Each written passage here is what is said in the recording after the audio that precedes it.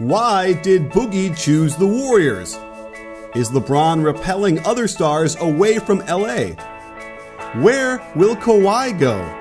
The only question left is, say it with me, you win. Hey sports fans, Coach Nick here, and welcome to the B-Ball Breakdown Podcast. Today I am pleased to welcome friend of the Breakdown, Michael Lee, who is a senior NBA writer for Yahoo Sports NBA. And Michael, thanks for joining us. Hey, thanks for having me. So we go back a long way. I can't even remember the first time we actually met, probably like 2011 or something like that. Would that be fair? Yeah, somewhere around there, back when I was covering the Wizards. Yeah, right. Back when you were more of a local focus. But here we are, and it's now your job to cover the entire NBA. And I'm going to make you work. Are you ready? Yes. All right. Well, I suppose, it's hard to, we could throw a dartboard and figure out what we want to start with, but let's just do it. I'm working on a video for DeMarcus Cousins going to the Warriors and what that's going to look like. So what's your insider take on that? Was that a complete surprise to you as soon as you heard the signing, or did you hear rumblings before? No, that was a total surprise because, it was a surprise for the Warriors that he even was thinking about playing there. So you can imagine what it'd be like that they actually signed him. When you thought about DeMarcus, I heard all last season that Dallas would be in the running, that the Lakers would be in the running, and of course, obviously, the Pelicans would be right there as a part of the front runner because they could pay him the most money. But once his Achilles ruptured, everything was sort of up in the air about what he would wind up doing and what kind of contract he would get on the open market. And it didn't appear like he'd get anything that would be satisfactory for him. But once I heard it was the Warriors, I was shocked. And then when I took a step back, I was like, this makes perfect sense because playing in Golden State gives him two things that he needs right now. He has an opportunity to rehab both his Achilles and his reputation, because I think that what drove him there more than anything was that in the time since he got hurt, everything that he had done up until that point to sort of put the Pelicans on course to winning, to being able to pair with Anthony Davis and really look like a really dynamic tandem together, it was all just swept under as the Pelicans started winning in his absence. And people were saying that they were better off without him, that he doesn't contribute to winning basketball. It was almost like what happened before he got hurt just didn't happen. So then after that, all the things that came up from Sacramento were thrown into the pot. So this whole just negative, folder just got piled up, throughout the time he was hurt, and I think that really upset him. And the only way he could respond to that was by basically, gave everybody a middle finger to say, okay, you don't think I want to be a part of a winning program? I'm going to pick the winningest program going on right now. Or you don't think I can help a team win? Then I'm going to do it here. And I'm going to make all of you mad. And you're going to deal with it. And I think this was just his way of just kind of, like I said, dual purposes of healing two things that matter to him, but also having a chance to win at the biggest level and kind of shut up the people who say he just doesn't care, which is the exact opposite of what he is. Like I've covered him since he's been in the league, and I've talked to him extensively about a lot of topics. One of the things about DeMarcus Cousins that I know is that he desperately wants to win. He desperately wants to play a role in a winning program. And if you saw his play at the FIBA World Cup in 2014, at the Olympics in 2016, you'll know that he's willing to do whatever it takes. He came off the bench for those situations to work, and he was able to thrive. And still, no matter what, he gets hit with the same label. And I think he just wants to dispel that. Well, there's a lot to unpack there, and yeah. I think there were reports that after the initial injury, they did offer him an extension of 2 years and $40 million. Is that true? The Pelicans? That's what they reported, and that sounds like a reasonable number for the Pelicans to go with, just because they don't know when he's going to get back. An Achilles injury is such a dangerous thing to commit to. You saw with Elton Brand a few years ago. He ruptured his Achilles. He was an all-star player, one of the best players in the game at the time. Philadelphia gave him a max contract, and they were regretting that within the first couple of months of him being back on the court with them. So it's just not a guarantee that he's going to come back and be that 4-time All-Star and be that dynamic force that we were used to seeing, the guy who can give you the business and get buckets inside and out. I think it's tough to expect that from a guy. We've seen like guys like Rudy Gay, come back and look fine. And Dominique Wilkins is clearly the biggest name guy who came back from an Achilles. But there's so many guys who come back and fail that it's going to be hard. But I think for DeMarcus, the reason why Golden State is such a great spot for him is they don't need a fifth All-Star. They really don't need him. So he can take as much time as he needs to get healthy. If he goes to, say, Pelicans, or if he went to Washington or anywhere else that you heard floating around that he could go to, the expectation is that once he gets on the floor that he's going to be DeMarcus Cousins. Right. The Warriors kind of don't need him to be DeMarcus Cousins. They just need him to be a guy who can be a defensive presence, rebound, and score whenever he gets the ball on the low block. They don't need him to carry them. If you went to another place, they'd be expecting to get that 4 All-Star version. So he can actually just go there, play basketball, and his limitations will be masked by the fact that he's playing with the best shooting backcourt of all time and the best scoring machine that's going right now, Kevin Durant.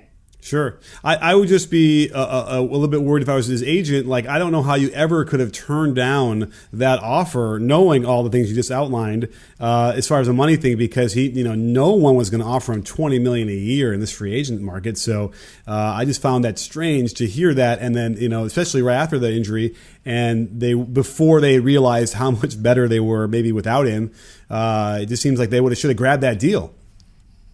Well, yeah and no. If you're DeMarcus Cousins and you feel like you're a max player, you've already taken a major hit over the last 2 years. Sacramento traded you away, so that meant you didn't qualify for the Supermax. So they blew your money right there. And then you go to New Orleans, and then you get this injury, and then you get chopped down even more, pretty much chopped down in half. So I can see in his mind, I need to get a max if I'm going to be playing at full strength. I need to get paid like a superstar because I am one. That's his mindset. So I think it's for him, it's worth taking a gamble because, again, he's not going to have to do much more than just look like he's sort of himself again. If he wins a ring and he gets the open market next year, think about next year. There's going to be a lot of teams, I think, with cap space. I think close to 11 teams or so are going to have a max slot available. So if that's the case, there aren't that many players who are going to get that money. So somebody's going to have to spend on somebody. You remember when the Knicks, in 2010, everybody had all that max space and everybody was gearing up to sign LeBron. Well, once he was off the market, guys had to sign, and the Knicks went and got Amari Stoudemire, who was coming off a knee injury. And he played well, but he wasn't able to play at a high level much longer after that. So if you're DeMarcus, hitting the market next season makes a lot of sense, makes a lot more sense than, taking a less than market value deal right now. So I just think he's thinking long term as opposed to just getting the money while he can. Fair enough. And I do know that apparently him and Draymond are friends, but I'm a little bit worried about that. And I feel like, and I said this on Twitter a couple of days ago, and people wanted to shoot me down on it, but I just feel like, if they get into it and it becomes an issue, you're not going to, I don't think you're going to have a guy like Steph Curry or Klay Thompson or even Kevin Durant. Like, they're not going to step in and try and stop them and be that kind of teammate. So I worry that could be like some pretty big fireworks. Yeah, and that's the risk in that whole thing. And that's why I think everyone who's already saying that the season's over, cancel the 2019 season, we don't need it, we already know who the champion's going to be, is that they're not taking into consideration that this could go bad. He may not mesh well. I mean, they played together on Team USA with all the other 4 starters, so he has relationships with them dating back to that. That's a totally different environment when you're going to win and, represent Team USA. Here, there's a lot more pressure, a lot more to try to defeat, talented guys. So it's going to be a challenge, and we know his history. Like I said, I hate to bring it up because it is part of his history. But one of the things that could happen is that it could go bad, and it could wind up hurting him when he hits the free agent market. So there is some risk there. For sure. Well, let's move on down to the farther down the coast to Los Angeles, because clearly there's some big news there recently, where LeBron James has now joined them, and a ragtag bunch of misfit toys are also playing with him now on Lakers. And there's been some reports. I know Ramona Shelburne mentioned something, the fact that, like, you know, obviously LeBron is involved to some degree on what these personnel moves are, but I don't know. When you bring in the guys like Rondo and Lance Stevenson and even JaVale, it almost feels like this is all LeBron and not Rob Pelinka and Magic Johnson. What's your take on that? Yeah, it's such an odd mix of players, and it doesn't seem to be the players who fit what LeBron needs on his, at least on the offensive end, what he needs on his side. He needs guys who can, you know, run the floor, who can spread the floor, who can knock down open shots. He has no shooters around him. Like, I think this is probably the fewest shooters he's had on him since he was in Cleveland, and Boobie Gibson was his only safety valve. Like, he got to go back like a decade to where he's on a team that just doesn't have shooting. I don't know how the Lakers expect to really generate offense, you know, that way, you know, without having anybody that can knock down shots. So it's going to be a challenge in that perspective. And then just the personalities of these guys, like, you can have like one guy who's a little off, or one guy who's like really, you know, ultra competitive, and that won't really disrupt your locker room, because you can just. But then just to throw a bunch of guys in the mix, it's going to create for a real awkward situation, I think. But it's also going to be quite entertaining just to see it all come together, and it also could set LeBron up to finally win his MVP. Maybe he just wants to surround himself with just the most bizarre roster that if he puts up the same numbers he did this year, like, there's no denying he's MVP. Yeah, absolutely. Especially if he can lead them to, you know, the playoffs even. That would probably be a good narrative. By the way, there are some shooters. I mean, you know, Kyle Kuzma did shoot really well in the very beginning of the year. He is very good. And he ended up at 37. And Ingram's getting better. Yeah, and even Josh Hart, who I really, really like, who got hurt, everyone kind of forgot. He was shooting about 40% from three, only taking 3 a game, but that's not, you know, a tiny amount compared to like Brandon Ingram, who, you know, it didn't even take 2 a game. And I'm hoping that maybe that will unlock his game if they keep him. So I don't know. It's weird. The Lakers fans are slowly trying to convince themselves that this is actually something they can roll with. What do you think? Are they done, or is there going to be another big move coming? I mean, you expect there's a big move, but it may not be this year. I think that's what LeBron is sort of giving them wiggle room to sort of take their time to put this thing together. Like we said, going into this year, we sort of expected the Warriors to win this championship this year anyway. So next season is really the year that I think this is all pointed towards, with that 2019 free agent class, trying to get somebody out there like a Jimmy Butler or Klay Thompson, or, you know, just somebody who can fit, you know, with what LeBron's doing. And, you know, maybe this year is sort of just a test season where people watch and see what LeBron does there and say, oh, you know what, I can go to LA and it can work there for me. The fact that they haven't signed any of those guys that we mentioned to long-term deals lets you know that they're still gearing up for making a huge run in 2019. So I think this year is sort of like, whatever happens is cool. You know, LeBron knows that once he steps on the court, that team's going to be competitive. That team's going to be playing, you know, for something big, just by having him around. So who his teammates are, in his mind, it doesn't really matter. He's going to win with whatever you throw next to him. Well, but 2019 is going to be the year that they're gearing up for. Sure. Well, and I can see that. You never know. Like, maybe Brandon Ingram can finally develop into what we've been expecting from him. And I guess the biggest question is going to be then is, will LeBron let that happen? Will he exist in an offense that will allow guys to find themselves and to, you know, develop quicker? I feel like a lot of times, especially in the last 4 or 5 years, it's been just very much specialists around him, and you only do the one thing. And I would argue that it holds his teammates back either way. So, I mean, a guy like Ingram, you know, he following the steps of Kevin Durant? Like, he maybe could be that kind of guy, but how does that affect him now that LeBron's going to dominate the ball? Yeah, that's what I always wonder, because, you know, playing with LeBron is not easy. You know, as much as he makes it easy for you, he makes it difficult in other ways, because the expectations are always going to be there that you have to perform at a high level. But he's also he's the best guy at every position. So if you're a point guard, LeBron is the best playmaker on your squad. You know, if you're, you know, a low post guy, he's he's got the best moves down there. You know, he's the best rebounder. He's the best scorer. So whatever your skill set is, LeBron's better. So it's natural that you're going to defer to him in all those situations.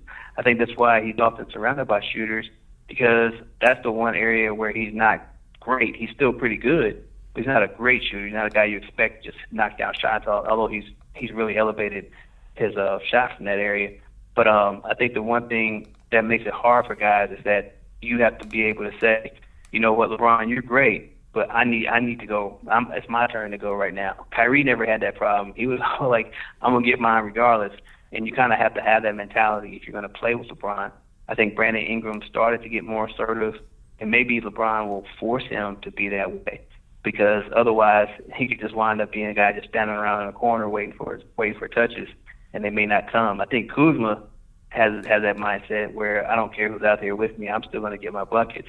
But I think the Lakers, for it to go right, they're going to need Ingram to be a guy who really steps up and starts to become more assertive. He started showing signs last year, but with LeBron there, he's really going to have to maybe sometimes bump heads to make sure that he gets touches. Well, what do you make of some minor reporting, and I'm not sure, it sounds like it's verifiable or true, is that Paul George probably knew that LeBron was going to LA, maybe a little bit before everybody else did, and opted to stay in OKC, even though he was a guy who clearly wants to play for the Lakers at some point. And then Kawhi, also from the LA area, and I think, had been rumbling about wanting to go. It kind of sounds like maybe he doesn't want to go there this year either, because LeBron is already there. Do you think that there's any weight to that argument? I think there's a little bit. Yeah, I said earlier, it's really hard playing with LeBron because you're not ever going to get credit for the success, but you will get the blame for the failures. You saw it with Miami. That was the first super team he sort of formed. By the fourth year, people were pointing at Dwayne Wade and Chris Bosh and saying, "Oh, these guys aren't good enough." And then LeBron left, and you saw Kevin Love. It was weird. He was seen as being sort of overrated. Before he was in Minnesota. He got to Cleveland, and by the time that run was over, he was probably one of the more underrated players. I don't think people realize the first 20-10 in the NBA Finals. He had some pretty good productive performances, but it didn't matter because they lost. And since they lost, and no one was going to blame LeBron, then everyone's like, "Well, Kevin Love's not good enough." So it's tough. If you're going to wind up playing with LeBron, you have to have a pretty. And then you add in the equation, Kyrie Irving left. I think that's what's going to stand out a lot. And that's something I think that probably hurt LeBron more than anything, because that's sort of, that's something that stains him in a lot of ways. That Kyrie said, "You know what? We won a championship together. We went to 3 finals together, but I don't enjoy playing with you." And I'm sure that hurt him a lot, because for LeBron, his teammates are like family. They're the most important thing to him. They mean a lot to him. He wants to see them succeed and thrive. And you even saw it during the finals this year, where he bought everybody those suits, and we made jokes about him and everything. But it says a lot about what he wants. He wants that family type thing with his teammates. He wants that connection. And when it's not there, he does things like subtweet and everything else and call guys out. But it's a challenge. So I think there is something to that. And it's something that he probably wants to sort of correct when he gets to LA, and make sure that whoever comes there feels empowered, feels like that it's not just a one-man show. But that's going to be tough, because he's so great. Like I said, it's hard to not say, you go ahead and handle it, LeBron. Yeah. I'll be the first guy to rejoice if I start seeing him exist in an offense where he's moving without the ball and he's trying to use his gravity that way, because that's been the frustration for me to watching him all these different years. But it's like, how can I criticize that when they're a top 5 offensive team? They get to the finals. It almost doesn't matter, but I guess my lens has always been, okay, you can do that against everybody but the top 2 or 3 teams, the guys you're going to meet in the finals. And we've seen that play out. Even in the year they won, I mean, it took the most incredible, amazing play by them. And by the way, Kyrie, arguably even better than LeBron in those last three games. And then it also took, some injuries and some suspensions to really do that. So, you know what I'm talking about. Oh, yeah. So we'll see. I've written about it once or twice. Yeah, so maybe there'll be some self-reflection. Maybe, LeBron. Here's an interesting thing to me that I discovered, or I kind of made it got hit me when I was watching this and taking a step back after the finals, was that it kind of felt like LeBron, he'd been saving himself and he'd been taking plays off on defense to conserve energy. But then he gets to the finals and he continues to play that way. It doesn't give us any of the energy that you thought he'd been holding on to the whole year. So I wonder if that's the. Is that the, because obviously his offense is still as good as it's ever been. So maybe the decline in LeBron as he gets older is the defensive side. Like, that is it. We're not going to see him be a defensive, strong player anymore. I think that's one of the reasons why they added, Lance Stevenson, because he is a wing defender and he's a guy that can kind of take on the guys that, let's say, LeBron doesn't feel up to chasing all night. And Rondo is going to try to do the same, even though I think his reputation as a defender probably exceeds what he actually gives him right now. But I think that just having those guys out there who are willing to compete, I think that's really what LeBron wanted. You remember at the end of the finals, he was talking about what you need to have like a really good team, and he mentioned basketball IQ and competitiveness. And you look at Rajon Rondo, and even though he can't shoot, you can't ever say he doesn't go out there and compete, because he does compete. Same about Lance. He does those wacky things, and the guitar rips and all the stuff after he makes a bucket. But but he does compete. He's a guy that you throw him out there, he's gonna play hard for you. The weird thing about Lance and why you gotta wonder what's gonna happen is that he's only found success playing in Indiana. Everywhere else he's been a disappointment. And Charlotte was a disappointment. And the Clippers, everywhere else, Memphis, everywhere else he's been, it's like, wow, this guy really isn't just good. So, but the one spot he's been great has been in Indiana. So it'll be interesting to see how he performs in a non-Pacer uniform. For sure. And by the way, I really like the way he played this year in the playoffs. Really kind of almost, changed my opinion of him completely, which was not easy to do.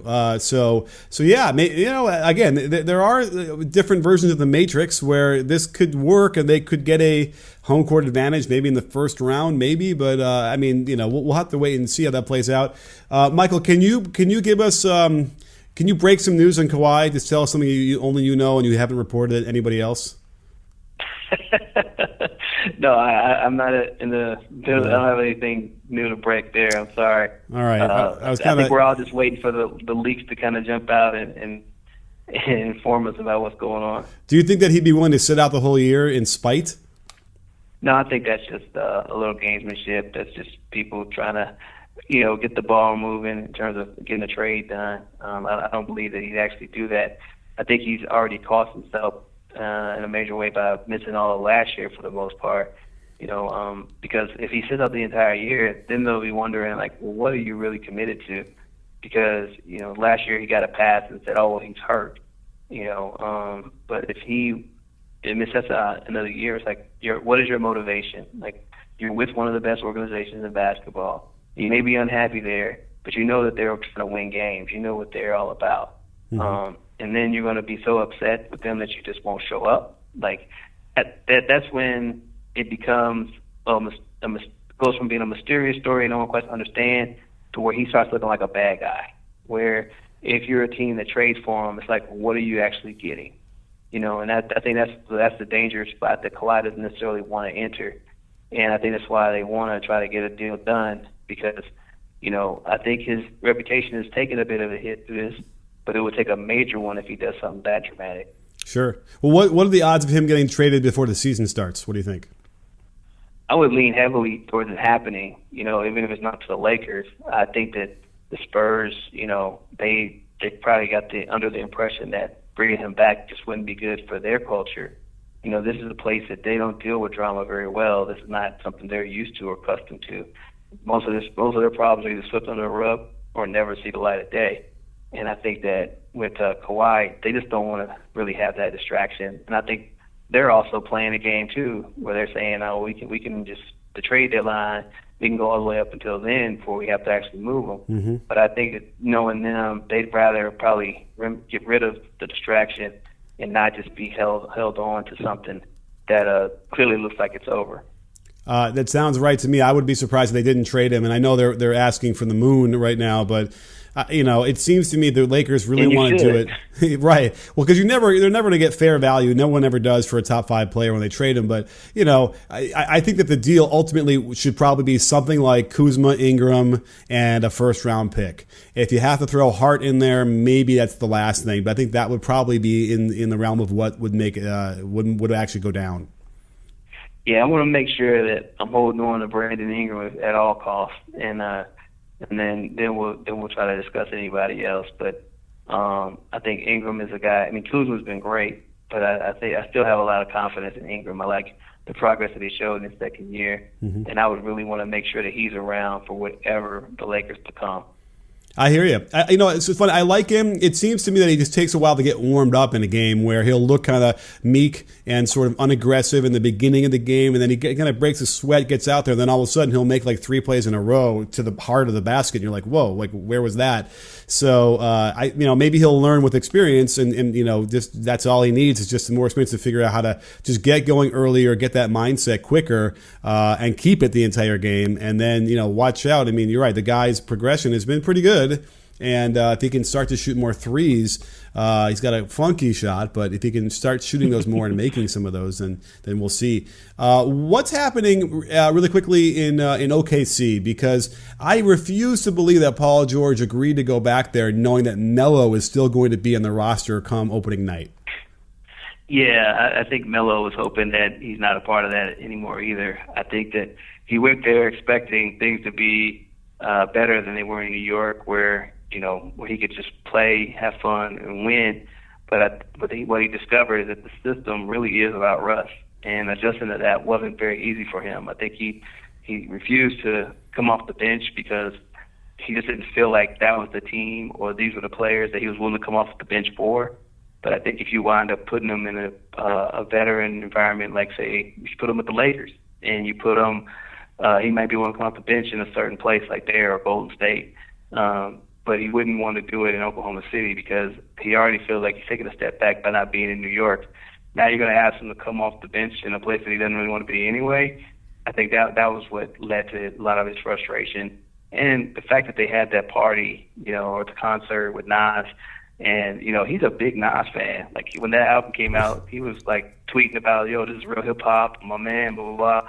He's not hanging out with Nas, with PG and Russ. To me, that was a clear indication that his days in Oklahoma City are probably numbered. And it makes a lot of sense for them to cut him or either stretch him, trade him, do anything to cut their ties with him because they have like $150 million luxury tax penalty to go along with like $160 million payroll. And for a team that lost in the first round to Donovan Mitchell and Joe Ingles and Rudy Gobert, to be spending $300 million for a first-round exit team, that doesn't seem like a wise investment. But if they cut him or stretch him, they could save. If they stretch him, they could save like $100 million or so.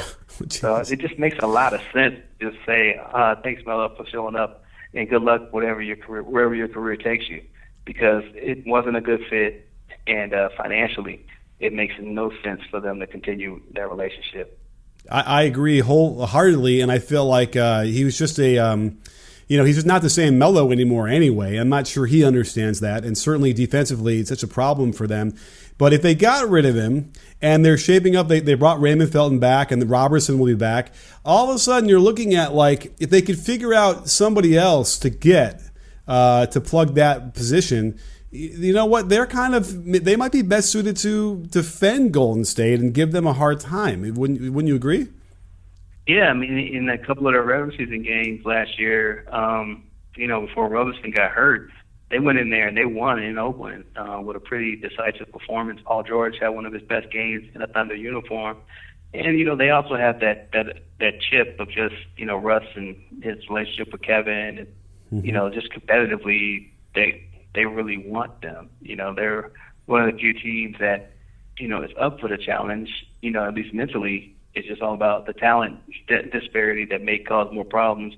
But I think that if they had wound up getting past Utah, they could have been a tough out for Houston. They could have made it interesting.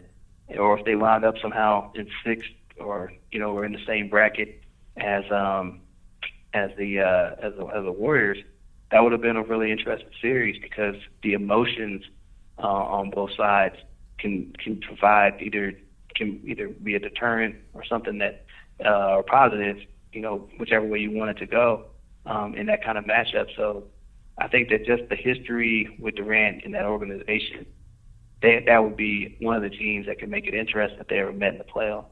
Oh, absolutely. And I just feel like, the only problem playing Houston was they were so merciless attacking Melo in the pick and roll that they would have had to have benched Melo in the playoff situation, and then which would have been okay for OKC. It would have probably made them better. So I would look for them to stretch him, clear them off the books. It's funny because it's like if they had Kawhi, then they would be able to beat the Warriors, right? Yeah. Could they trade for Kawhi? Who, Oklahoma City? Yeah. No, no, they don't. They don't have the assets. They don't have the assets, and I just don't think that Kawhi would necessarily want to go there. Okay. I think he is attracted to a bigger market. I think it would be a place where he could go and either sell himself, market himself better, become more attractive to his Jordan brand. If he plays in a place where he'll be on TV a lot and be. I don't know if Oklahoma City is the market that he's looking at. I think if he wants to leave, he wants to either go New York, Philly, or LA. And LA, obviously being home, is probably the biggest attraction for him. Sure. Well, imagine that Jeremy Grant takes that position then and just blossoms. All they need to do is find someone off the bench then to play another forward role, and you know what? Maybe they're ready to go. So we'll have to keep our eye on that. But either way, I can't thank you enough, Michael, for coming on the show and joining us. Yeah, man. Anytime. I'm glad you asked me to hop on with you. Hey, anytime for sure. I'm sorry I'm going to miss you in Vegas in Summer League, but I'm sure we will run into each other at some point. Thank you again for coming on the show. And don't forget, sports fans, that B-Ball Breakdown, we're not a channel, we're a conversation. You in? Are you in, Michael? Oh, I'm always in.